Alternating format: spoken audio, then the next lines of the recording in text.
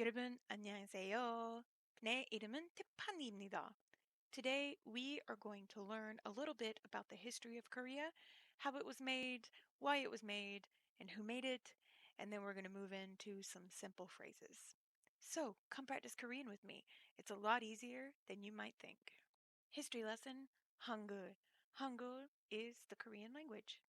I always think that if you're going to learn a language, it's much easier to learn why the language was created, or how old it is, or what it means to the people that speak it. So that's what we're going to go over today. First things first, we're going to talk about a few short facts you might find interesting.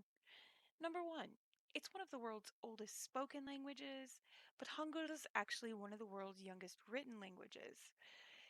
It loosely belongs to the Altaic family of languages such as Mongolian, Finnish, and Hungarian. And also in North Korea, they only allow pure Korean. And more than that, there are so many dialects of the language. But unlike some countries who share many, many dialects, everyone knows what you're saying, whether you have an accent or not. One of the most important yet most confusing things you're going to learn when you're learning about Korean is their honorific system. This is kind of like us saying yes, ma'am, no, ma'am, but in a highly regulated fashion. It could be someone's older than you, they have seniority over you, their work position is higher than yours. It could be an older family member or an older or younger brother or sister.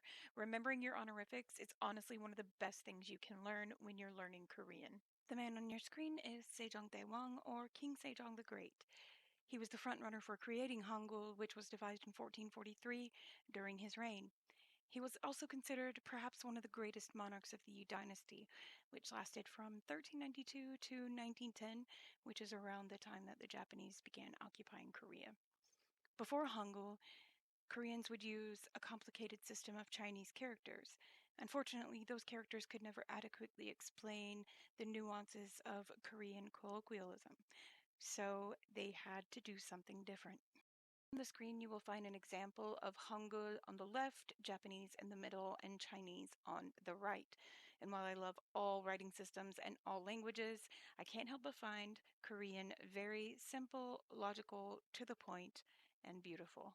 Linguists the world over have described Hangul as one of the most scientific alphabets ever devised. It consists of 24 letters, 14 consonants, and 10 vowels. In combination of these letters represent 5 double consonants and 11 diphthongs. The letters are grouped into clusters of 2, 3, or 4 to form syllables and words. And because it was such a contribution to Korean, the actual development of Korean is celebrated every year in a Hangul festival on October 9th. Now that you got that little quick history rush, let's learn your first word. 안녕하세요. 안녕하세요. Now let's break that word down. Korean words are divided into syllable blocks, and this was a very important part of getting people to learn how to read. And it is why Korea has one of the highest literacy rates in the world. This is the first syllable block of 안녕하세요, and it is pronounced an. Now, you have a silent placeholder on the left because each syllable block must begin with a consonant, and since A is a vowel, we put a placeholder in the place of the consonant. The bottom letter is N, and there you have your first syllable block. So let's go over the O shape, which tends to trip a lot of people up when they're learning Korean, but it's a very simple concept, and if you remember this, you'll never forget it. So, as I stated before, Korean syllable blocks must be in the form of consonant, vowel, consonant. And if your word begins with a vowel, then you must put something in the consonant's place. So you have this O.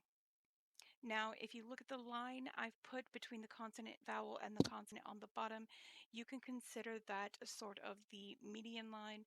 So if that O is above that line in the syllable block, it's a placeholder. But if it's beneath that block, it actually has the NG sound at the end of a word. In the second syllable block, we have the sound nyong. It's an N with a YEO, and then the NG at the bottom. And if you imagine that line beneath the N and the yo, you can imagine the median. And since the O is beneath that median, it now makes a sound. and that sound is NG, and we get the sound nyong. Now, if you see an O with a little hat on it, it's actually an H, and that is all it is. So in this syllable block, we have ha, ha. Now remember, these vowels do not change sounds like they do in English. If that is an A, it is always going to be ah. It's never going to sound different. Next syllable block we have se, se. S and an EH sound, se. That O is above the median line, so now it's silent. And this is yo, yo. I would like to say about this, it is the honorific in the word, meaning it is the sound used to make this greeting polite.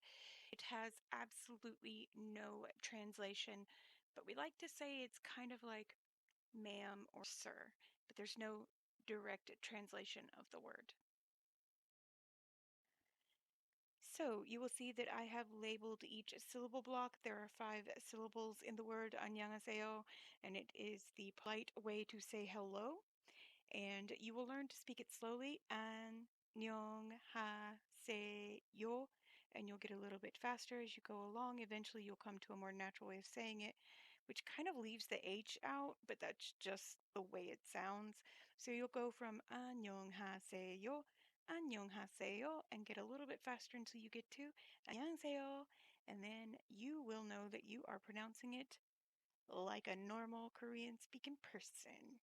So, 여러분, I hope everyone had a good time, and I hope to see you next time.